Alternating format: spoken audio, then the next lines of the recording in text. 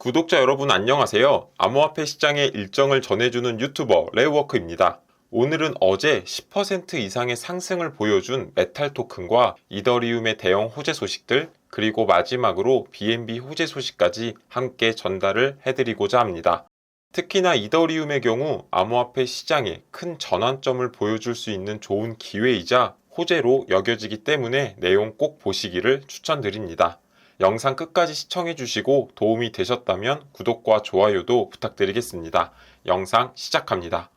매일 영상을 통해서 전달드리지 못하는 소식들에 대해서 텔레그램방에서 공유를 해드리고 있습니다. 텔레그램방 참여 방법은 영상 본문에 링크가 있으니 클릭하셔서 꼭 참여하시기를 바라겠습니다. 오늘 처음으로 소개할 코인은 메탈입니다. 메탈 코인은 17년도에 생겨났는데 스텔라 루멘에서 근무했던 마셜 헤이너가 리플과 스텔라 루멘의 서비스를 플랫폼하고자 탄생한 코인입니다. 그래서 리플과 굉장히 유사한 특징을 가지고 있으며 전 세계 어디에서나 송금이 가능할 수 있도록 구현이 된 암호화폐입니다. 메탈 코인은 메탈페이를 통해서 주로 사용이 되고 있는데 메탈페이의 결제 앱을 이용하는 사람들에게 메탈 토큰을 지급하고 있습니다. 유저들은 은행 계좌를 연결하고 계좌에 현금을 추가할 수 있고 낮은 수수료로 암호화폐를 이체할 수 있습니다. 그리고 메탈 코인을 통해서 송금을 하게 될 경우 일정 비율로 메탈 토큰이 보상이 지급이 되고 이는 메탈페이를 통한 결제 시에 사용이 가능합니다. 우리나라의 카카오뱅크와 비슷하다라고 볼 수 있고 현재 100만 명 이상의 사용자를 보유하고 있습니다. 메탈에 대한 소개는 이 정도로 넘어가고 지금부터는 메탈의 호재 소식들에 대해서 함께 살펴보도록 하겠습니다. 메탈이 메탈 레이어 2로의 네트워크 전환을 위해서 에어드랍을 진행할 것이다 라고 밝혔습니다. 표현상 에어드랍으로 표현이 되어 있지만 사실상 마이그레이션이라고 보시면 됩니다. 메탈을 메탈 레이어 2로 전환한다라는 내용에 대해서는 24년 3월에 MIP001의 제안에 의해서 결정이 되었습니다. 당시 메탈 다오를 통해서 해당 제안이 발의가 되었는데 100%의 찬성으로 제안이 통과가 되면서 메탈은 옵티미스틱 롤업을 활용한 레이어 2로의 전환의 시작을 알렸습니다. 그럼 이번에 진행될 메탈 레이어 2로 인해서 변경이 되는 사항들에 대해서 자세하게 살펴보도록 하겠습니다. 이번 마이그레이션으로 인한 변경점을 살펴보면 우선 네이밍이 메탈에서 메탈 레이어 2로 변경이 됩니다. 다음으로 마이그레이션 일정을 살펴보면 스냅샷은 한국 시간으로 6월 25일 자정에 진행이 됩니다. 그리고 에어드랍은 6월 27일 자정에 진행이 될 예정이고 현재 보유하신 메탈 물량과 1대1의 비율로 에어드랍이 진행이 될 예정입니다. 그리고 밑에 나와 있지만 비수탁형 지갑이나 에어드랍을 지원하는 거래소인 경우 자동으로 에어드랍이 진행이 됩니다. 비수탁형 지갑은 메타마스크나 레저, 코인베이스 등의 지갑을 의미하고 에어드랍을 지원하는 거래소는 현재까지는 업비트, 바이낸스, 게이트.io 등이 있습니다. 그렇기에 앞서 말씀드린 거래소 외에 거래소를 이용하시는 분들께서는 해당 고객센터에 문의해 보시기를 추천드립니다. 그럼 가장 중요한 핵심인 메탈이 레이어 2로 변경이 될 경우 어떤 장점들이 있는지 함께 살펴보도록 하겠습니다. 이더리움 레이어 2와 관련된 폴리곤이나 아비트럼에서 레이어 2에 대해서는 워낙에 많이 소개를 해드렸기 때문에 잘 알고 계실 것이다 라고 생각합니다. 우선 가장 중요한 장점은 확장성의 증가입니다. 이더리움 메인넷에 비해서 더 많은 트랜잭션을 처리할 수 있기 때문에 확장성을 높일 수 있고 네트워크의 전반적인 효율성을 향상시킬 수 있습니다. 그리고 이는 트랜잭션의 거래 수수료를 낮은 금액으로 사용할 수 있기 때문에 실제 유저들의 활용도가 굉장히 높아진다라고 볼 수가 있습니다. 앞서 장점에 대해서 소개를 해드렸고 이어서 개인적으로 봤을 때 메탈의 시세에 있어서 부정적인 부분들도 포함이 되어 있어서 이것도 함께 설명을 드리고자 합니다. 메탈의 경우에는 현재 유통 물량이 100%로서 모든 물량이 시중에 유통이 되고 있는 상태입니다. 하지만 이번에 메탈 레이어 2로 전환과 함께 갑자기 새로운 토크노믹스가 생겨났는데 이 내용들이 메탈 공식 블로그에서 전혀 소개가 되고 있지 않습니다. 제가 토크노믹스를 다운받아서 살펴본 결과에 대해서 오늘 공유를 해드릴 예정인데, 결론부터 말씀을 드리면 총 토큰이 1200만 개가 증가가 되어서 인플레이션이 7.6% 정도 증가가 될 예정입니다. 사용처에 대해서 살펴보면 레이어 2 네트워크의 핵심 개발에 대한 인센티브를 제공하기 위해서 6,600만 개의 발행량에서 7,800만 개로 증가가 될 예정입니다. 그리고 인플레이션 물량인 1,200만 개는 시퀀서 생성에 600만 개를 지급하고 지속적인 유지관리 및 핵심 개발 보조금으로 600만 개가 할당이 될 예정입니다. 결국 팀에게 1,200만 개의 물량이 추가로 유통이 되는 것이다라고 보시면 됩니다. 그리고 이 물량은 일정 기간 락업이 걸려 있지만 개인적으로는 시중에 모두 쏟아질 물량이라고 생각합니다. 그렇기에 현재 레이어 2의 전환으로 인한 호재에 가려진 메탈사의 한탕 챙기기 용도가 아닐까 생각을 하고 있습니다. 현재 메탈의 차트를 보면 레이어 2 마이그레이션 발표 이후에 21일부터 3일간 30%에 가까운 상승을 보여주었습니다. 하지만 마이그레이션을 한다고 하더라도 마이그레이션이 채택이 되는 데까지 시간이 굉장히 오래 걸릴 것이고 단기간에 디앱들이 적용되기 어렵다라는 단점을 가지고 있습니다. 게다가 토큰이 인플레이션을 겪게 되기 때문에 보유하고 계신 현재 대비 가치 하락을 경험하는 것과도 같고 앞으로 증가된 물량이 시장으로 지속적으로 쏟아질 것으로 예상하고 있습니다.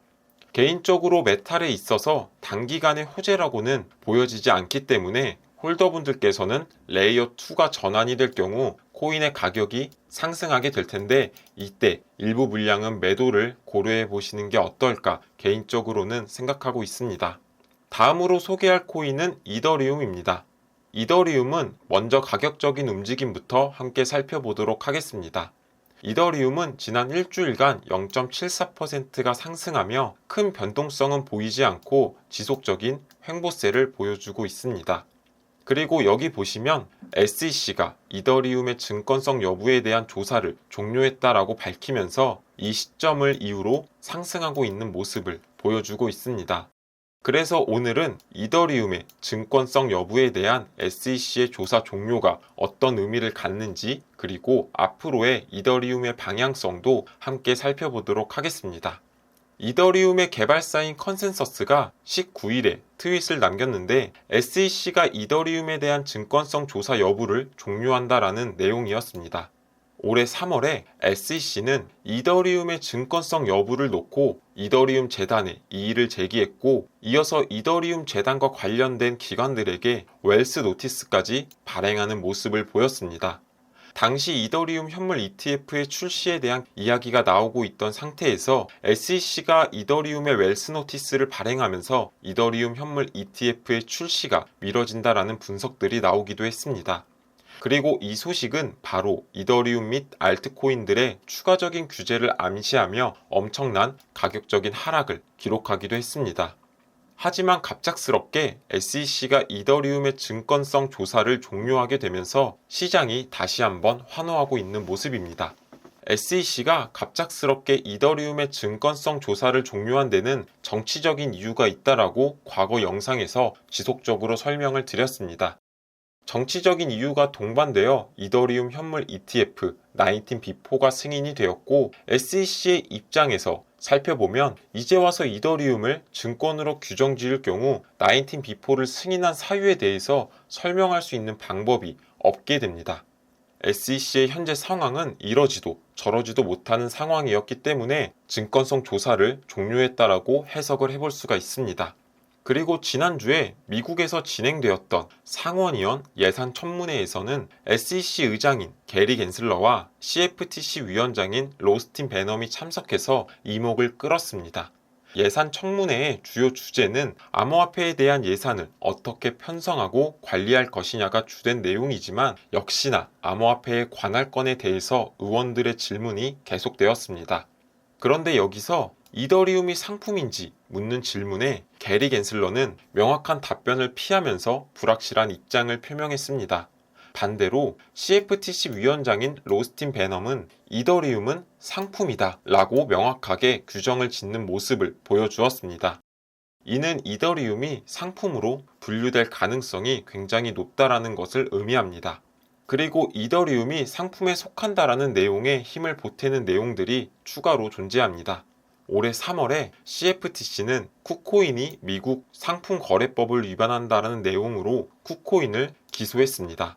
그런데 기소장을 살펴보면 비트코인과 이더리움, 라이트코인이 상품으로 분류가 된 것을 볼 수가 있습니다. CFTC는 이 세 개의 항목을 지속적으로 명확하게 상품으로 분류하는 모습을 보이고 있습니다. CFTC가 명확하게 상품으로 규정지었다라는 점을 볼 때 SEC와 CFTC 간의 규제 관할권이 어느 정도는 내부적으로 정립이 되어 있을 것이다라고 추측을 해볼 수가 있습니다.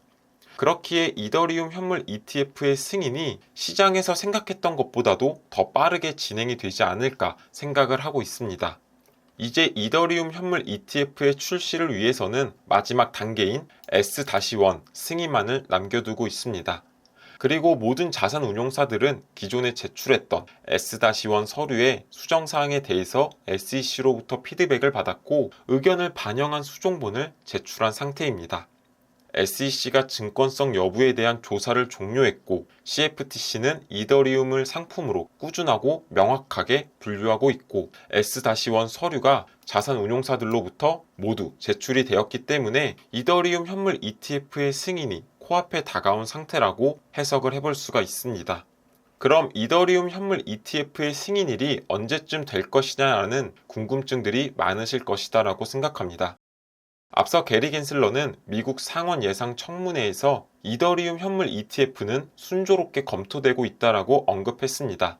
그러면서 담당자들에 의해 처리가 되고 있고 올해 여름이 지나가기 전까지 최종 승인이 될 것이다라고 답변을 한 만큼 늦어도 8월 전까지는 승인이 될 것으로 예상을 하고 있습니다.